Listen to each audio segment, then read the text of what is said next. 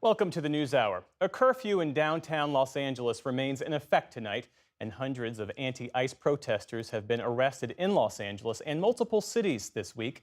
The National Guard also confirmed today it had temporarily detained civilians in LA and said more troops could be deployed with immigration agents. That's as they continue their pursuit of undocumented immigrants. Los Angeles Mayor Karen Bass and more than 24 other California mayors asked President Trump to end the sweeping immigration raids. But today, they continued in California, Pennsylvania, and Louisiana, among other places. In Chicago, Mayor Brandon Johnson called President Trump a tyrant and authoritarian. The president's team defended his approach and warned that Guard troops could be deployed to other cities. Special correspondent Marcia Biggs continues our coverage tonight with this report. From Atlanta to New York City, where more than 80 people were arrested. Whose streets? Our streets! And Chicago, where police clashed with demonstrators and several more were detained. To Texas, where police pinned protesters to the ground. And Governor Greg Abbott said he would deploy the National Guard ahead of a planned protest in San Antonio. Across the country, anti-ICE protesters gathered in the streets in solidarity with those in Los Angeles. Yesterday in LA, protesters continued marching against ongoing immigration raids. And the city's mayor, Karen Bass, declared a curfew for parts of downtown beginning at 8 p.m. Last night, California Governor Gavin Newsom again condemned the administration's decision to send in the National Guard and the Marines. This brazen abuse of power by a sitting president inflamed a combustible situation, putting our people, our officers, and even our National Guard at risk. California may be first, but it clearly will not end here. Other states are next. Democracy is next. Democracy is under assault before our eyes. This moment we have feared has arrived. And yesterday at Fort Bragg, President Trump claimed the protesters were paid insurrectionists.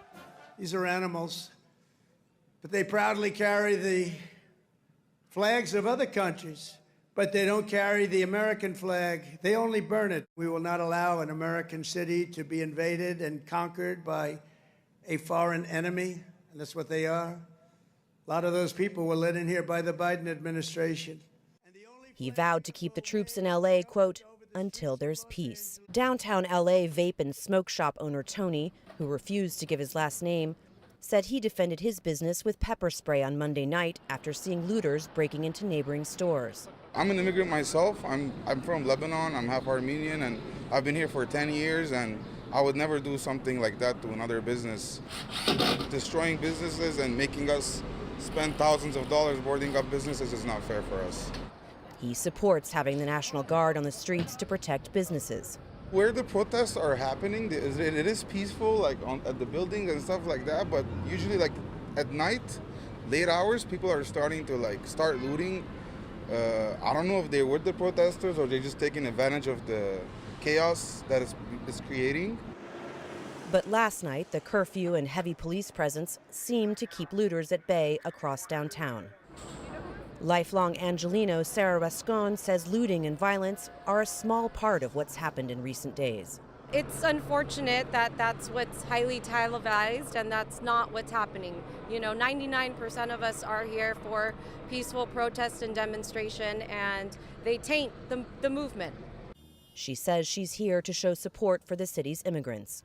I am here for, all the abuelitas, all the people who are afraid, those that have been working for our communities, those who make up our economy, those who are doing the backbreaking work and can't be here.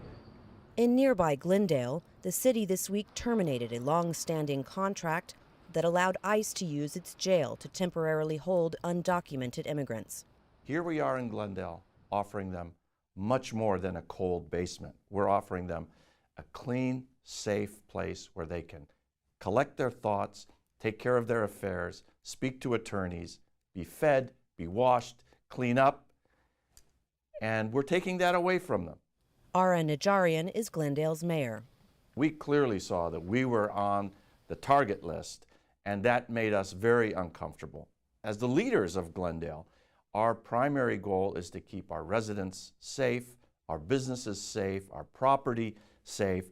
We felt that continuing to have that contract even though we felt we were doing nothing wrong and we were being very humane in the process, would lead to the type of protests, the same type that we see in downtown LA, to come to Glendale.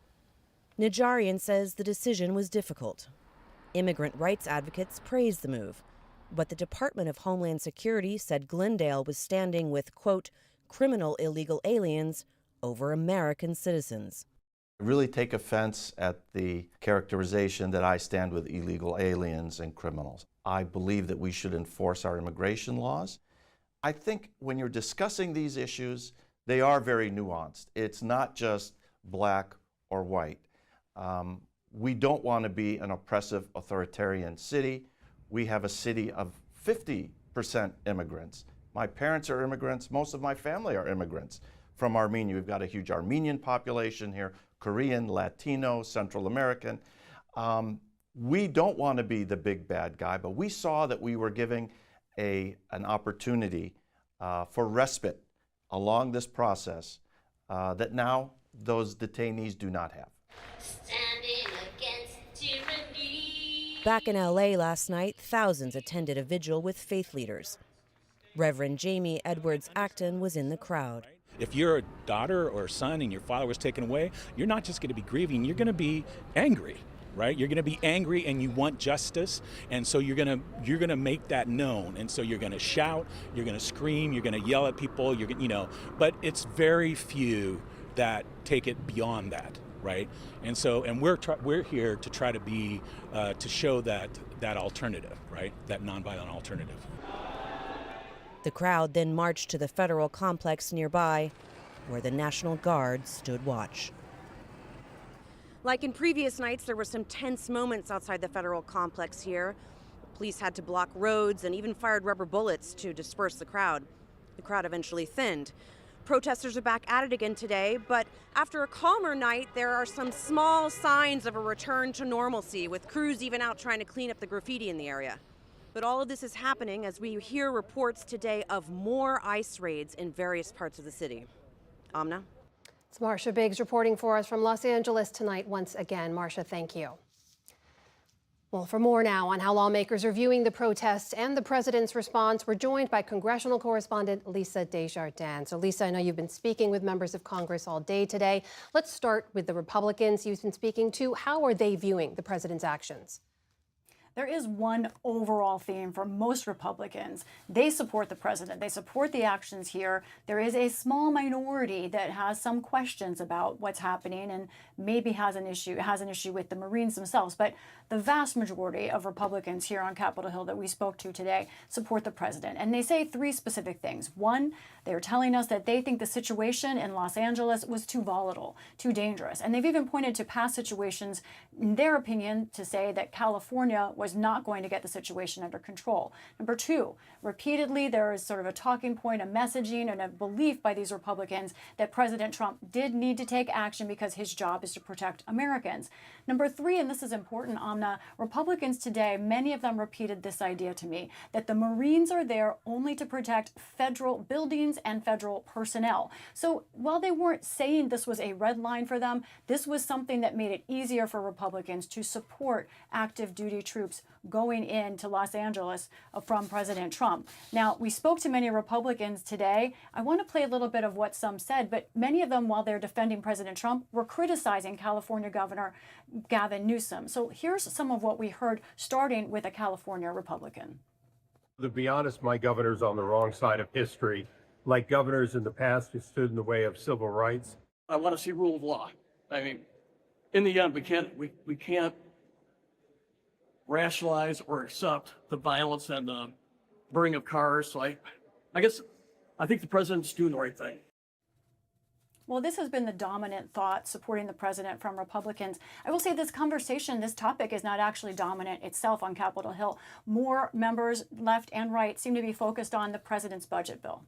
Well, Lisa, you mentioned there the minority of Republicans who disagree with the federal response. Tell us who we're talking about there and what their criticism is. Right. We're talking about those who are speaking out publicly. There's a nuanced layer here, but let's talk about this small number of people who are questioning President Trump's actions. You can look at this right here. We talked to Senate Appropriations Chairwoman Susan Collins today. She is someone who does not believe the president should send active duty Marines into this sphere. She says that is a problem, especially with states' own authority. The other one, Tony Gonzalez of Texas, he's someone who generally supports the president taking action here, but has called for the president to de-escalate what he's doing in Los Angeles. Now, what's interesting here is Democrats, of course, they are united in terms of opposing what President Trump is doing and his actions. Here's some of what they've said. This is not a rebellion. This is not an insurrection. These are demonstrators, only a small number of whom have engaged in violence. It's a very serious issue for every governor in every state if the president, on his own whim, decides to take command of a state's National Guard. Multiple Democratic sources stress this point to me, saying if Trump did this in a rural or red state, then Republicans might feel differently. Lisa, before you go, I know you have some reporting on the rescissions package before Congress. What's the latest on that? Quickly, this is touch and go right now. This is our exclusive reporting as far as I know right now. We know of 4 House Republicans who are questioning the rescissions package. You can look at some pictures of them. These are generally moderate Republicans. They're questioning the rescissions package on 2 grounds: the public broadcasting cuts and also the cuts to PEPFAR, the program that tries to prevent and treat HIV across the world. Lisa Desjardins, thank you very much. You're welcome. Well, downtown Los Angeles has been the center of protests against federal immigration raids. I spoke with its mayor, Karen Bass, a short time ago. Mayor Karen Bass, thank you for being with us. Welcome back to the NewsHour. What is the current situation on the ground right now? You imposed a curfew in downtown Los Angeles. Has it helped de-escalate the violence, prevent the types of looting we saw earlier this week? Well, absolutely, it did. Last night was the first night of the curfew. And I will tell you, over 100 people were arrested, but they were arrested for failure to disperse and violating curfew. No violence, no vandalism. And so that is different than the night before.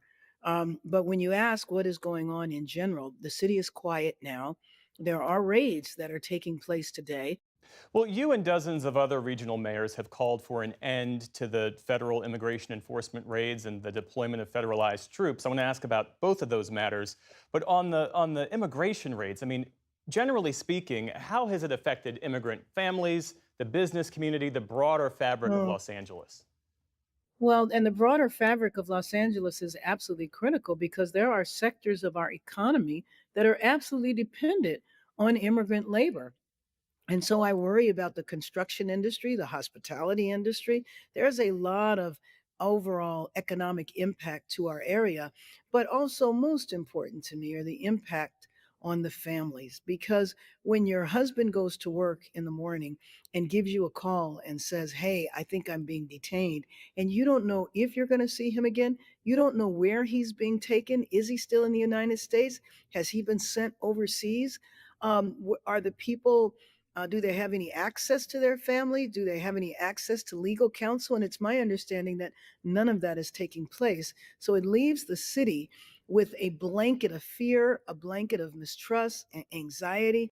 The White House Press Secretary Caroline Leavitt, as you well know by now, said today that your opposition to President Trump and his immigration approach, in her words, has forced you to side with illegal alien criminals and violent rioters over law enforcement officers who are just doing their jobs.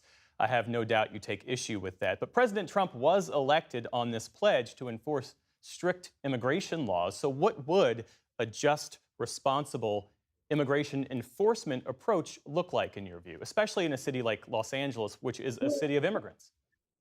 Yes, and let me just say that if I had supported the violence, I would have not called for a curfew. I would have not asked the Los Angeles Police Department, the California Highway Patrol, and other law enforcement agencies to actively, aggressively participate.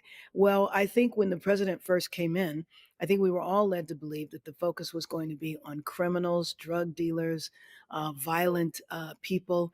And I'm hard pressed to see that when you are chasing people through Home Depot parking lots, when you're sweeping up street vendors who are selling food, when you're going to a car wash and arresting the people that work there or the customers.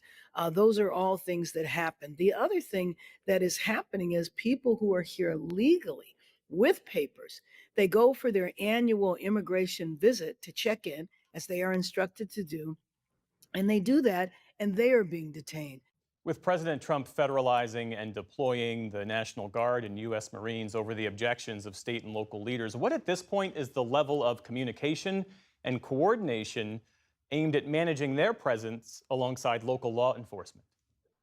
Well, now I haven't spoken to the governor today, but when I last spoke with him, which was yesterday, there was no coordination and there was no communication. So the federalization of the National Guard was completely unwarranted. We are used to making that request of our governor, and we have a great relationship, and he always assists when it is appropriate. No one asked for that help. You were talking about minor protests, but every time you do something like this, you provoke the population even further. They're angry because of the raids. They're angry because of the National Guard being here. And now they're really going to be angry if the troops come in. But even more important than that, what are they going to do?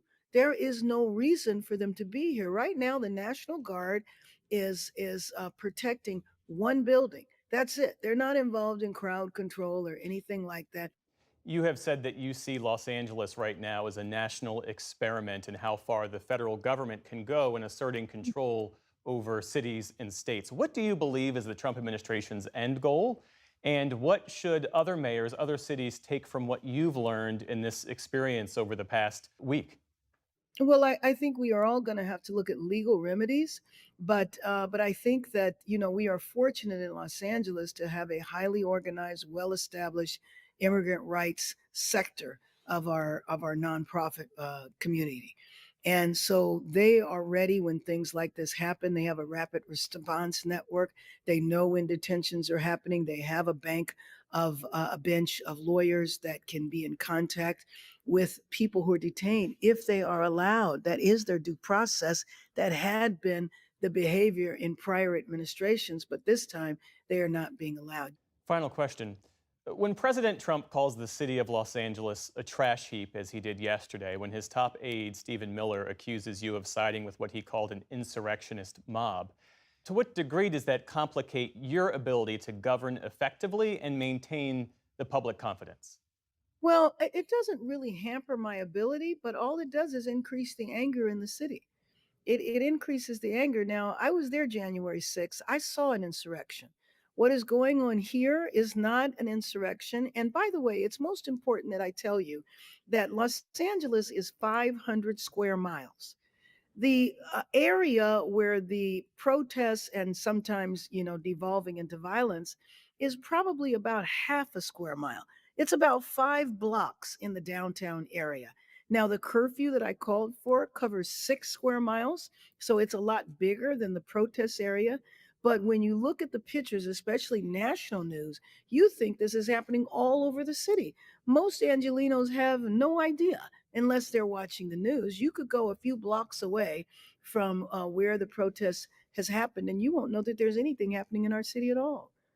Los Angeles Mayor Karen Bass, you have a lot of demands on your time. We appreciate you spending some time with us this evening. Thank you. Thank you. I appreciate it. Adding to concerns over President Trump's deployment of troops to Los Angeles this week were his remarks at Fort Bragg last night. The president spoke to a crowd that was reportedly handpicked for a political point of view. He delivered highly partisan remarks and sold MAGA merchandise on the U.S. base. For perspective on this, we turn now to Graham Parsons. He was a tenured philosophy professor at the U.S. Military Academy at West Point until he quit last month in protest after the Trump administration limited which books and classes could be taught. Graham Parsons, welcome to the News Hour. Before we get to the Fort Bragg event, I just want to get your take on this moment in Los Angeles, where we now have hundreds of Marines, thousands of National Guard troops deployed against the governor's wishes to respond to civilian protests. What are you making as you watch this moment unfold? Well, I'm very concerned. There's two concerns, really. First, it's a law enforcement issue. Law enforcement is very different from war. And law enforcement is consistent with the constitutional order and the civil rights that all Americans are supposed to have. War doesn't regard constitutional rights. There's combatants and non-combatants, and combatants you can basically do whatever you want to. There's no civil protections for combatants. So my concern is that the Trump administration has militarized what is effectively a law enforcement issue. This is a really grave threat to the constitutional order. Soldiers, for one, aren't trained to engage in law enforcement. They don't know how to engage with people and respect their constitutional rights.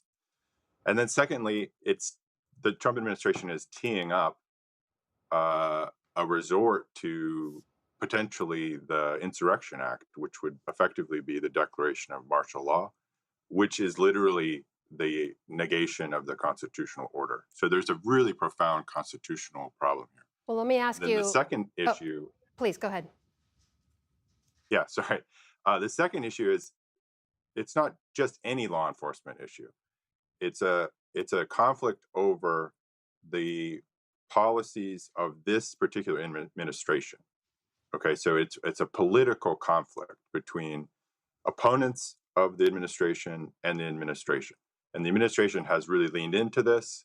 They're calling the protesters, really inflammatory things: animals, insurrectionists, aliens, criminals, really treating them as not Americans.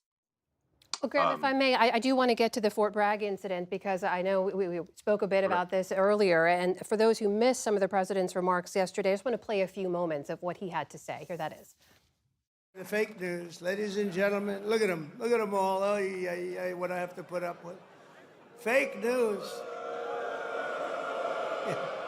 This is a record crowd. You never had a crowd this big. That's an honor. You think this crowd would have showed up for Biden? I don't think so. I don't think so. Maybe I'm wrong. In Los Angeles, the governor of California, the mayor of Los Angeles, they're incompetent. So, Graham, we saw some reporting from military.com today that said the soldiers were handpicked based on their political leanings, their physical appearance. There was one internal communication they reviewed that read, "No fat soldiers." As we reported earlier, they were selling MAGA merchandise on the U.S. base. What does all of this say to you about the long-standing line between the military and partisan politics? Oh, it's in grave danger. I really can't overstate how disgusting that event was. But it also should be noted it's not in isolation. It's been building toward this really extreme version of it. But Trump has been interacting with the military for the last few months as a partisan. He's tried to make the military appear a part of his brand. And now he's basically having political rallies at military installations. And I would expect this to be the new normal. So I would watch out for his remarks on Saturday at the parade in D.C. This is the politicization of the military is extremely dangerous, and it goes back to my concern about the conflict in California being a political conflict between the administration and its opponents. By politicizing the military, you're sending the message to the troops and to the American public that the military is an ally of this narrow political faction that Trump embodies.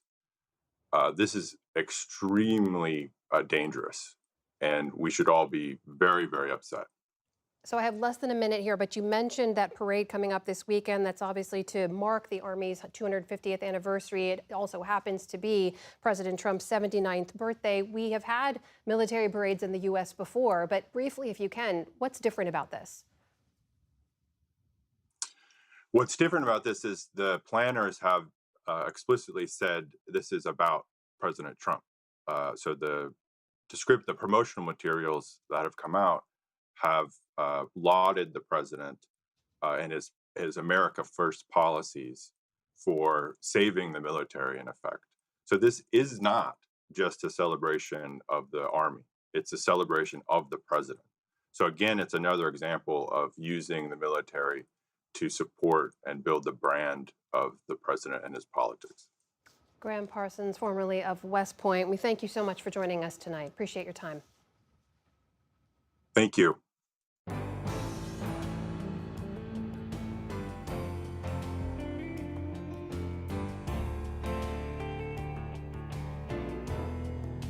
And we start the day's other headlines with the ongoing trade wars. President Trump says that tariffs on Chinese imports will stand at 55% after U.S. and Chinese negotiators reached a framework agreement after 2 days of talks.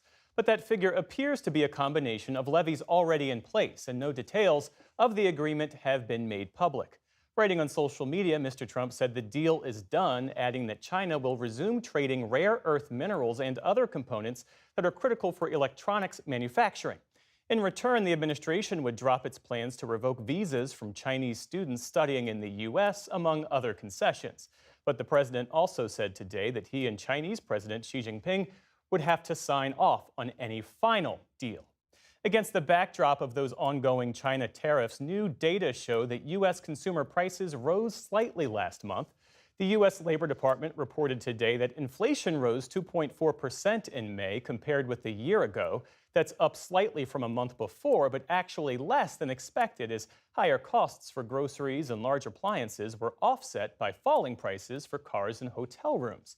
Economists say the data suggests that companies have been holding off on passing on the cost of tariffs to consumers, at least for now. The EPA is seeking to roll back Biden-era rules that limit the greenhouse gases emitted from U.S. coal and gas power plants.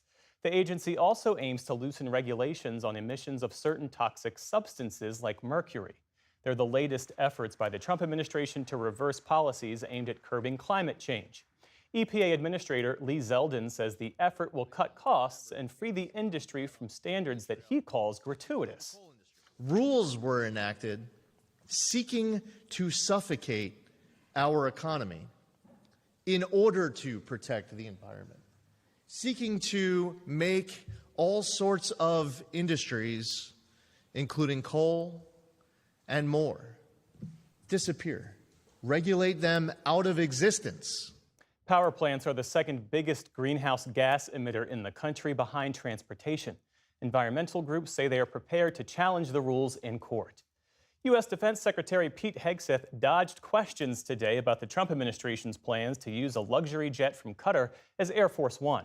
During a Senate hearing today, Democratic Senator Jack Reed pressed Hegseth over the cost of upgrading the jet to meet security standards.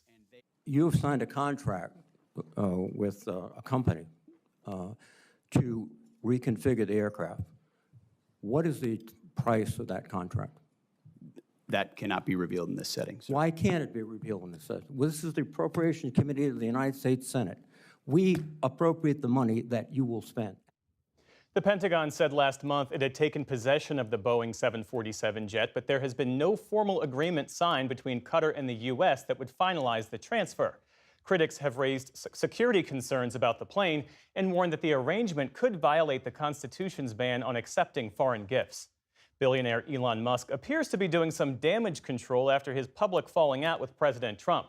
The former head of Doge posted in the early hours this morning, "I regret some of my posts about President Trump last week. They went too far." Musk recently deleted a post in which he claimed without evidence that the government was hiding information about Trump's association with the late sex offender Jeffrey Epstein. Today, Mr. Trump told the New York Post that he thought it was very nice that Musk said something but didn't go any further towards repairing the relationship. A jury in New York found Harvey Weinstein guilty of one of the sex crimes charges against him. The disgraced film producer was convicted of a first-degree criminal sexual act for assaulting a production assistant in 2006, but he was acquitted on another sex crimes charge, and jurors will continue to deliberate a third assault charge tomorrow. Weinstein was initially convicted in 2020, a landmark moment for the Me Too movement, but a New York appeals court overturned that verdict last year over witness testimony. He has long maintained his innocence. The world's most popular TikTok personality has left the U.S. voluntarily after being detained since Friday by Immigration and Customs Enforcement.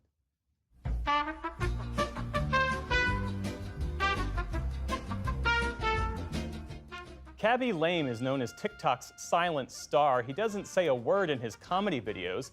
Lame is Senegalese with Italian citizenship and has more than 162 million followers on TikTok.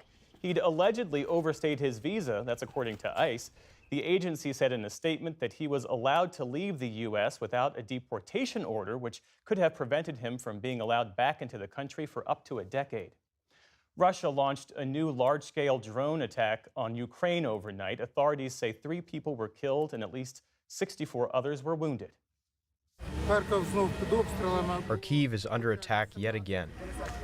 The mayor of Kharkiv addressed residents as emergency teams tried to put out the fires caused by the strikes. Officials say multiple apartment buildings and homes were damaged.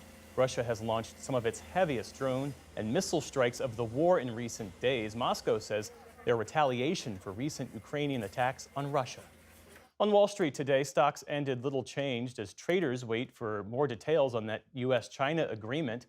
The Dow Jones Industrial Average lost a single point on the day, so basically flat. The Nasdaq gave back nearly 100 points. The S&P 500 also ended in negative territory.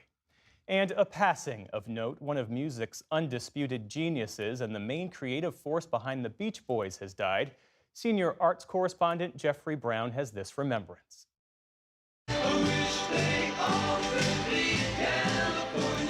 As a founder of the Beach Boys, Brian Wilson helped define an early 60s Southern California pop music sound. Celebrating cars, the beach, the surfing life. Surfing USA. With numerous hits, the band, 3 Wilson brothers, cousin Mike Love, and friend Al Jardine, was arguably the most popular American rock group of the 1960s, and Brian Wilson was its creative genius.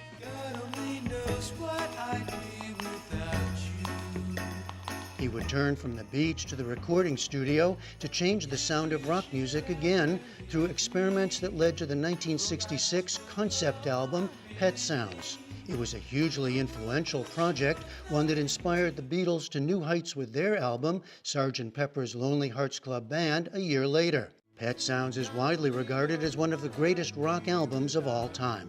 But Wilson himself spent much of the rest of his life battling mental illness, depression, and drug use, and the Beach Boys as a band suffered through internal disputes.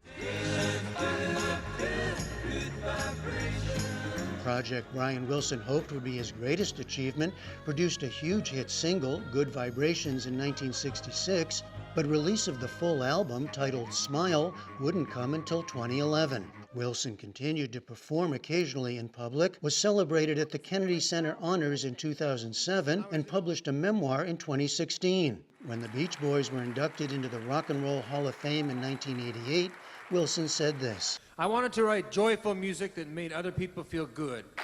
Last year, it was revealed he'd been diagnosed with dementia and placed under conservatorship. Brian Wilson's family announced his death this morning without stating a cause. He was 82 years old.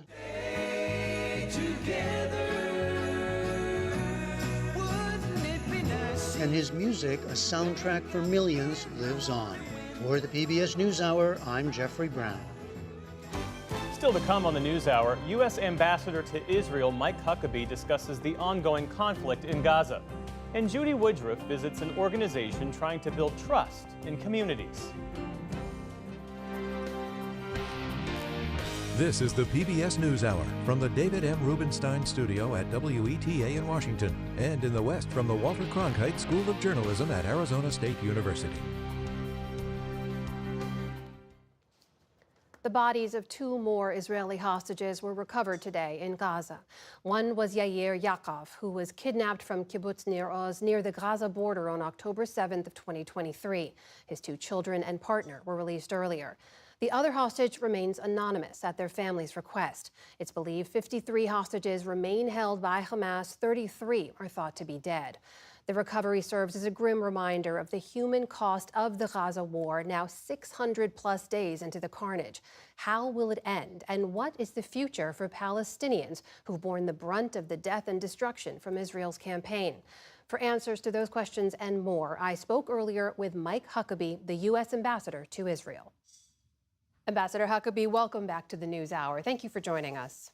It is my pleasure. Thank you, and great to be here from Jerusalem. Well, let me begin by asking you about a recent interview you gave. You were asked about the U.S.'s policy and if the U.S. is no longer pursuing the goal of an independent Palestinian state, and you said, "I don't think so." It's worth pointing out that a two-state solution has been a cornerstone of U.S. policy and diplomatic efforts in the Middle East for at least the last 3 decades. Is this a new U.S. policy that you're articulating here? It's not so much a new policy, it's simply the pragmatic reality that right now there's just no appetite for it. There's no plans for it. Nobody's come up with a workable plan. One of the things that I admire most about President Trump, he's the ultimate pragmatist, and he has 2 questions that he poses for every decision. Will it work, and will it make things better? So the question is, if you created and imposed a 2-state solution in the midst of a post-October 7th world, would it work? And would it make things better? I'm not hearing anybody who can explain how it would work and how it would make things better. So I'm not saying it'll never happen. I'm not saying it aspirationally is not something that maybe people would love to see. But I'm simply saying that for the immediate future, for the time being, I don't hear anyone really going out there and saying it, that it ought to happen. Well, whether it's in the near future or the distant future, I think the question is whether it's something the U.S. wants to work towards. In saying, "I don't think so," you articulated a change to what's been the longstanding U.S. policy. Is that something you spoke to President Trump about, and does he agree with you? It's not something we've had a conversation about, but if you go back to his first term, he never brought it up. It was simply not something that he was focused upon, because what he was really focused upon was a much bigger realignment of the Middle East.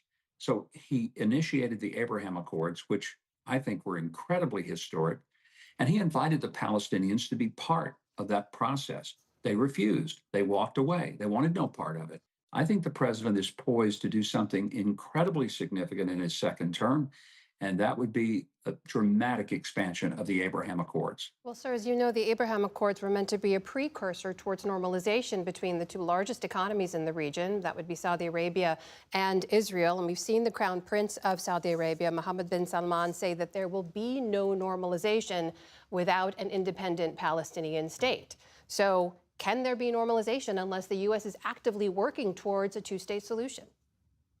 Well, I think that there certainly can be. And once again, it doesn't always mean that the Palestinian state is going to be right in the middle of Judea and Samaria. There are many questions to be raised about where would it be, how would it be formulated, how would it be governed.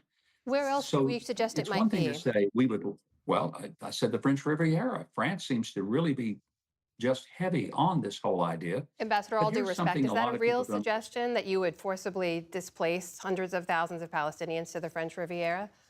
I would say it's about as real as saying that as long as the Palestinians are paying people to murder Jewish people, which they do, or to teach them from the time they're 6 years old that it is a wonderful thing to kill a Jewish person, and their families are rewarded with a pension or a park or a street named after them, you're probably not going to see this resolved. There has to be a cultural shift. But here's what I would also mention, and a lot of people don't think about this. Israel is a tiny little country. It's a sliver of land the size of New Jersey. Muslim-run countries have 644 times the amount of real estate than Israel does. So when I hear people say Israel just needs to give up some of the land, well, they've given up quite a bit. They've given up Gaza. That was a Palestinian state. That was a 100% Palestinian state. And it could have been Singapore, but Hamas turned it into Haiti. There has been such a disastrous economic problem that goes on in the Palestinian Authority. Ambassador, setting aside the failures of the Palestinian leadership over the years, I want to get back to this question you raised about where a Palestinian independent state could reside. You mentioned that Muslim countries have a good amount of land in neighboring states. I want to be clear about this. Are you suggesting that 5 million Palestinians from Gaza and the West Bank be relocated from their lands and their homes to neighboring countries? Is that what you're suggesting here? No, not at all. No, and I think that it would be very, very probably disastrous to try to say, you have to leave, you can't stay. Nobody's suggesting that. And by the way, President Trump has been very clear in talking about Gaza and its future. Nobody's going to be forced to leave. I think there are going to be a lot of people that want to leave. under Hamas, they can't leave, but give people the freedom of movement. But the question is, tell us where this would work. I want to ask you about the continued Israeli war effort in Gaza, which, as you know, is now over about a year and a half old. As you know, the numbers so far are horrifying. And we've seen some 55,000 Palestinians killed in more than a year and a half of that war. And I know the Israeli military and government are obviously saying the aim here is to destroy Hamas after the horrific attacks of October the 7th. I just wonder, when you look at that death toll, do you and the U.S. government, do you believe that that's justified in the pursuit of Hamas? I would dispute that the numbers are accurate, because those are the numbers that are given by the same Hamas that has been very dishonest in virtually all of the so-called news that they have reported, including some of the reports that they put out, which were totally false about the to that point, Ambassador, what humanitarian numbers are feeding you effort. working with? I think a lot of people, I don't know if it's 20,000, 25, 30,000, too many people have died. But they have died because Hamas, who could have ended this on October the 8th of 2023, have dug in. They've held hostages. They've tortured them. They've murdered them. They already murdered 1,200 Jewish people and other people from many countries around the world, including a good number of Americans, and held Americans hostage, still holding 2 Americans hostage who are deceased, but their remains are still held. All of this time, this could have ended. But Hamas has to determine that it will not have a future in Gaza. It will not try to govern in the future. And that's a reasonable demand that the President of the United States has made very clear has to be met. Ambassador, there is 5 million Palestinians across the Gaza Strip and the West Bank who are looking to the U.S. and other places for leadership, who have told us repeatedly they do not want to leave the lands and the homes that their families trace back for generations and generations, and are now faced with the impossible situation of Gaza, of having to put their lives at risk to get food for their families. I wonder if you can speak directly to them and tell them what your message would be today about their future. Their message should be, tell Hamas they've got to leave. Tell them they no longer will respect any authority from them.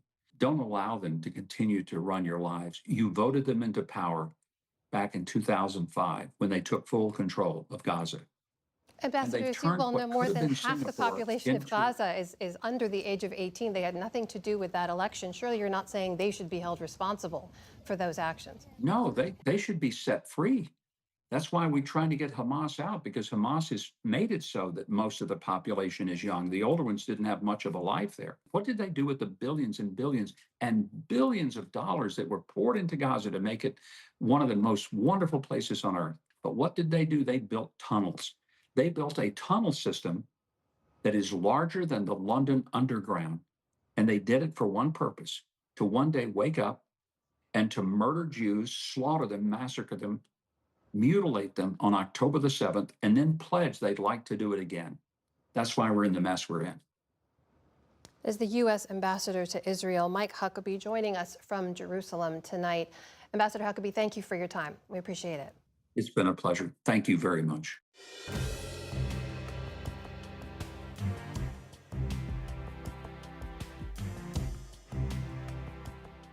To North Carolina now, where Judy Woodruff visited a project aimed at restoring social trust, part of a broader national effort to boost civic engagement. Judy's report is part of her ongoing series, America at a Crossroads.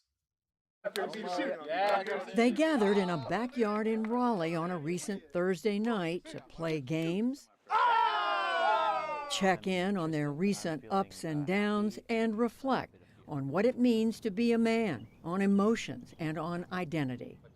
What is healthy masculinity? I'd love to hear your unfiltered thoughts. This is one of Journeyman's J groups that meets twice a month, part of their broader mission to create a circle of trust, to foster connection and character among young men. When I was 12, I was really angry a lot, easily frustrated, and I would lash out. It was a new experience to be in a circle of people and to be asked to talk about things that I never really talked about before. 17-year-old Tristan Neal joined Journeyman 5 years ago. He says it has helped shape who he's become. There's the idea that to be a man, you have to be stoic and strong and to not show what you're feeling. And that really takes a toll on your mental health and your emotional health when you're sort of just bottling everything up and pretending like it's fine. Founded in 2013, the nonprofit focuses on building strong relationships and trust between the boys and their mentors. It also focuses on emotional development, teaching them how to express their feelings, and addressing some of the root causes of antisocial behavior and poor academic performance. A key milestone is its annual Rites of Passage Adventure Weekend. We're teaching the young men to realize that they have an impact, that their actions and words have impact on others. For Executive Director Jordan Bowman, the message is simple. You belong, you matter, your pain matters, and we can't take that from you, but we can teach you how to face it. And as we teach you how to face it, it will become a gift. He says he never received that message growing up until he went on a similar camp when he was 14. I had experienced hard things growing up, but I never learned about how to turn that pain into a gift. And it was really important for me to learn that. And as I did, I thought, how many other young people don't have this experience? They don't have a community to belong to be connected to. Recent research confirms that young men today are struggling. 1 in 4 men under age 35 report feeling lonely, significantly higher than women the same age and the national average. And that's one factor that studies have linked to an increased vulnerability to extremist ideologies. Men and boys are experiencing social isolation more than their female counterparts. Boys are dropping out of college more. They're not in relationships. They're not involved in the workforce in the same way that they were 10, 15 years ago. Male loneliness is like a phenomenon that I think more people are starting to understand now. 2 years ago, as a high school freshman, 16-year-old Axel Cuba Arroyo joined Journeyman, but reluctantly. I found it dumb, I was just like, let me just go. And then I started enjoying it, really connected with some of the people there. That connection, he says, changed his direction. Asking those deeper questions and then slowly peeling the onion and unraveling it, and, we're able to have those connections and expand more on some other problems. And making you somehow feel safe to bare yourself to people? I would say definitely the tone and the setting of, all of us being able to be there. I want you to trust me so I can help you. The Journeyman program here in Raleigh is supported by a national organization called WEAVE, the Social Fabric Project. It began 7 years ago as a way of addressing the crisis of broken social trust that has contributed so heavily to our cultural and political divide. Well, all the things I write about and all the things we talk about on the NewsHour, like political polarization, conflict, it occurred to me that a lot of the distemper of our times has roots not only in our politics, but underneath our politics within the social fabric. Founded by New York Times columnist and PBS News commentator David Brooks, WEAVE supports local efforts that prioritize connection over division. There are people in every neighborhood who are fixing the problem in their neighborhood, and we call them weavers. According to the Pew Research Center, fewer than half of Americans say they trust most of the people in their neighborhoods, a 15% drop from a decade ago. WEAVE's goal, reverse that. We thought if we could get more people to think of themselves as weavers, that it was normal for me to be active in my community, normal for me to know the people who lived right around me, then that would have a bigger social effect. These weavers are everywhere, says Brooks, and have been doing this sort of work all along. Most of them were saying, I don't know why I'm doing this. I don't have anything that I hack into, or there's no organization helping us. Frederick Riley heads the WEAVE project at the Aspen Institute. What we've given them is something bigger to link their work to, but also using the stories of what they're doing to amplify other people to dig in deeper. He and his team created the Social Trust Map, a digital tool using data to identify trusting behaviors, intentions, and spaces across the U.S. We are in places that are tough neighborhoods. We're in places that are rural that have been kind of like depleted, but we're also in suburban neighborhoods like in Washington State. It was important to us when we started this work to do work that actually was applicable to red and blue states. And it's important because bringing those groups together is the only way we're going to build trust in this country. There are now more than 10,000 weavers in this network, many of them people already doing the work quietly to build trust in their communities, from a supper club in Maine to a community garden in Baltimore, and a group running beautification projects in Washington State that also helps bridge political divides. Trust is hard to build because trust travels at the speed of relationships, and relationships take time to build. But norms are built. If you can shift how people think they should behave, then you can have vast social effects really fast. For the Journeyman program, building that trust and the skills to navigate difficult conversations help bridge some of these divides. Do you see a connection between what you're doing, what you've been doing with Journeyman, has improved your understanding of other people, of differences between people? Yeah, no, for sure. We've certainly had a few political conversations. The ability to debate things like that. Again, I keep going back to like level-headed and maintaining calm, and that's, I think, just such an important thing, and to try and empathize and understand the other person, why they think what they think, where they're coming from. Even for non-political issues, I think in everyday life, it's a great tool to have. Journeyman now operates in 4 schools in the Raleigh area and hopes to expand further. I mean, I wouldn't be where I was today unless I had people I could look up to and trust. And it's what drives me. It kind of feeds my fire. It's like, I had this, and because I had this, I became a different person. I kind of chose a different path. It's our responsibility to do that. We need to be showing up in the lives of young people. For Tristan Neal, who graduates this month, the next step is to give back by becoming a mentor himself. I like to think, anyway, that I'm very centered and calm, and I'm more capable of navigating conflict level-headedly. I have the ability to support other people as I have been supported.